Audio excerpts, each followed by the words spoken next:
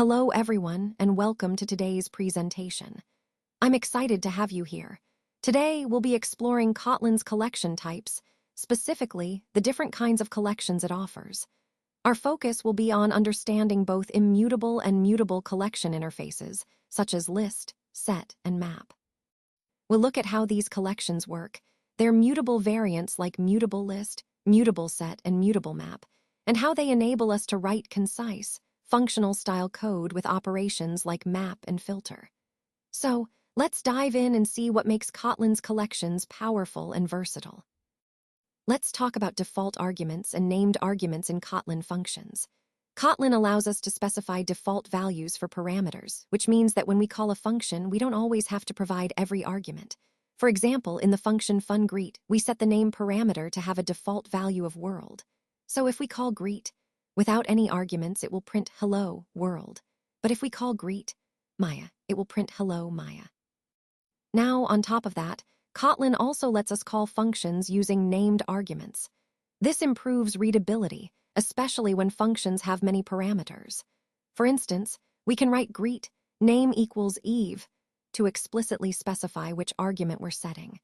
This feature also helps us skip some parameters if they have default values, making our APIs more flexible and easier to use.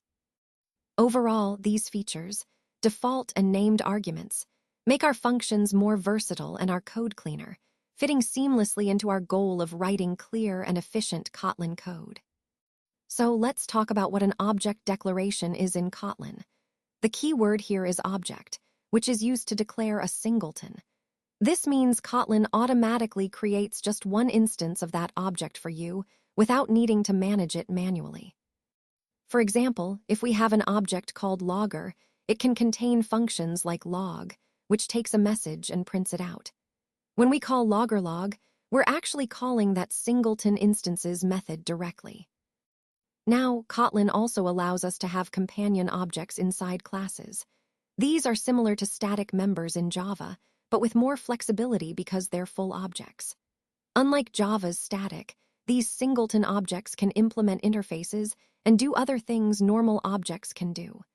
Plus, they are initialized lazily, meaning only when we first access them, which can help with performance. Overall, understanding object declarations helps us write cleaner, more efficient code by leveraging Kotlin's powerful singleton and companion object features. So, what exactly is a Lambda expression in Kotlin? Well, a lambda is basically an anonymous function, which means it doesn't have a name, but it can be treated just like any other value in your code. The syntax for lambdas is quite straightforward and uses curly braces. For example, you might define a lambda that squares a number like this: val square, int equals x. Here, we're creating a variable called square, which is a function taking an integer and returning an integer. Inside the curly braces, x is the parameter, and x is the expression that gets evaluated. When you call println square 6, it will output 36, since 6 squared is 36. Now, lambdas are really powerful because they're often passed directly into functions to customize behavior dynamically. For instance, with list filter you're filtering a list to only include positive numbers, and the lambda defines the filtering criterion. This approach is fundamental to Kotlin's functional style. It allows you to write more concise, expressive code by using higher-order functions that take other functions as parameters.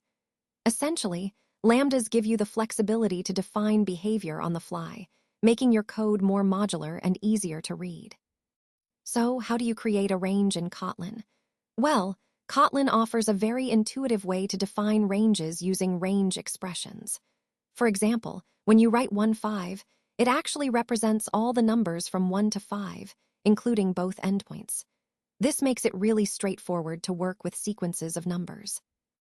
You can also loop over this range easily. For instance, if you write for I in 1-3, it will print out 1, 2, and 3, 1 on each line. This concise syntax simplifies repeating actions over a sequence. But Kotlin's range capabilities don't stop there. You can also go backwards, like with 5 down to 1, which counts down from 5 to 1.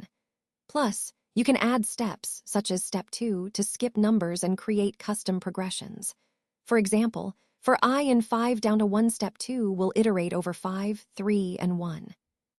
Overall, ranges and progressions are powerful tools that make looping in Kotlin both concise and expressive, fitting perfectly into the broader theme of writing clean, efficient code.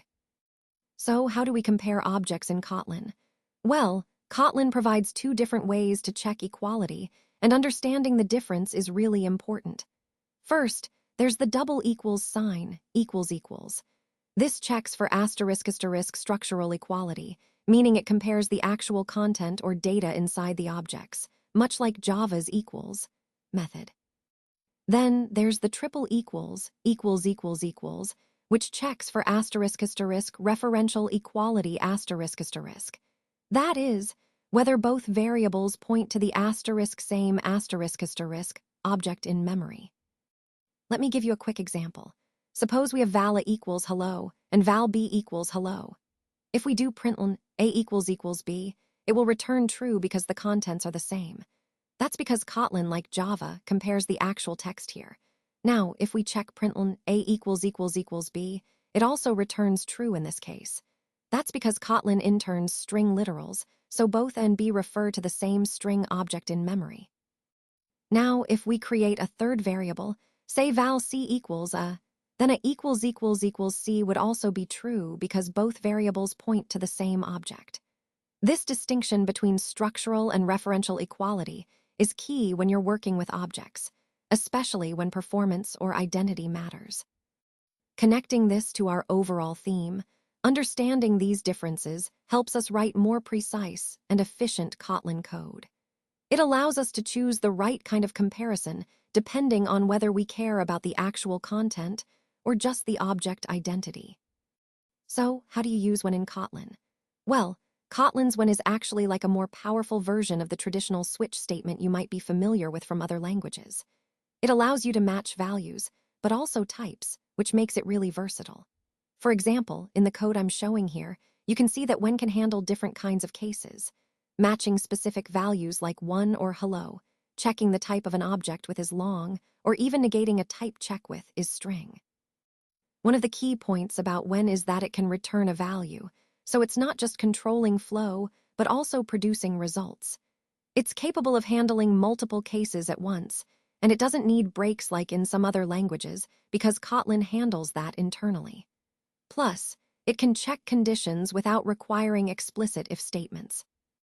Overall, this makes when a really flexible and powerful control structure in Kotlin, especially as we look at writing clean, expressive, and concise code.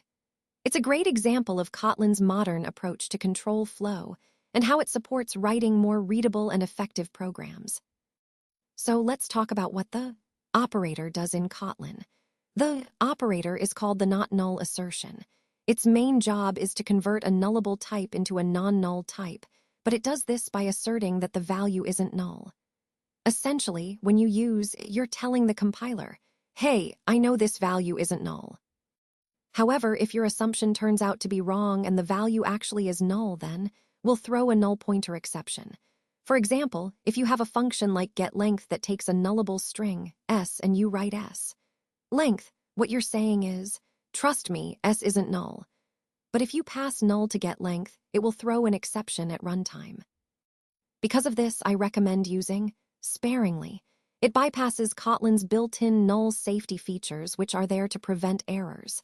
When you use, you're effectively telling the compiler, I know better, but at the risk of a runtime error if you're wrong. So think of it as a shortcut that should be used carefully, especially when you're confident the value isn't null. Let's talk about the advantages of using data classes and sealed classes. First, data classes are really handy because they automatically generate a lot of utility functions, which helps reduce boilerplate code.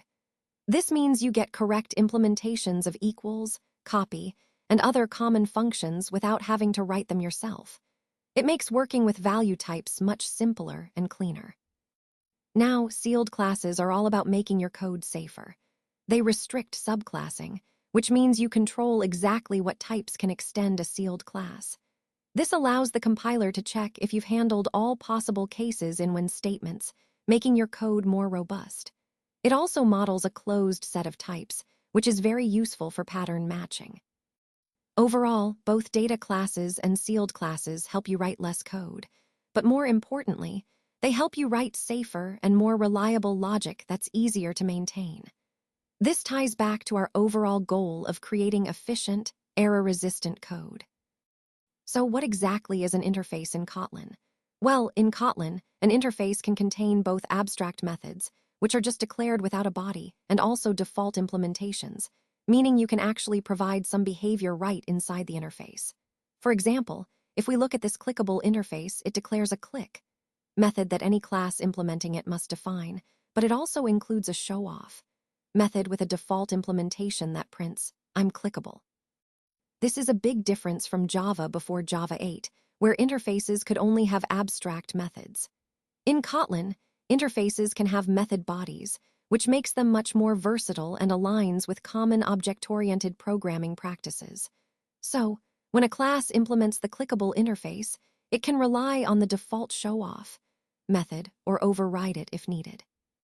This flexibility allows us to write cleaner, more reusable code, and really emphasizes Kotlin's modern approach to interfaces and object-oriented design.